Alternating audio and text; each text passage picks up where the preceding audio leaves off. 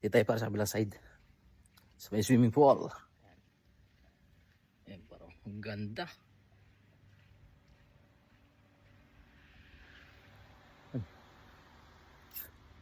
Continuous na pala yung ano doon, no? Paggagawa ng bahay. Ayun parang. Shit. Ang ganda. Bilog na bilog. Tignan natin dito par kung ano, tak ito. Kung marami bang limasag dito kasi mabato eh. Gusto ko sana mangpusit talaga eh. Kaso hindi ko alam kung paano manghuli ng pusit at hindi ko alam kung may pusit dito kasi never pa ako nakakita ng pusit dito. Ito may mga trap dito par oh. May mga trap tapos may mga blackfish. Pero yung tubig dito parang alam mo na, sa tabi kasi ng mga bato tsaka medyo malalim kaya malakas yung current niya. May alon-alon siya.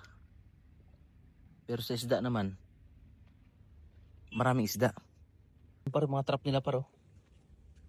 Tatlo magkadikit na trap. Ayun oh. May nakita na ako kanina ng isda. Medyo may kalakihan na. Tapos meron pa dun. Ayun eh. Ayun. Yan trap pa yan. Dito sa side na to talaga par, marami itong isda kasi. Yung bato tsaka malalim. Tapos may mga lumot na rin. Par continuous yung reclamation to no. Ano pa tawag dyan? Pagtayo ng mga bahay ulit. Nakakatakot maligo pagka ganito eh. Yung hindi mo nakikita yung ilalim.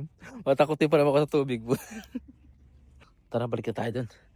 Ready natin yung panusok natin para mamayang gabi. Tapos mag-charge tayo ng mga ilaw. Para may pang bato tayo mamaya. Tara par.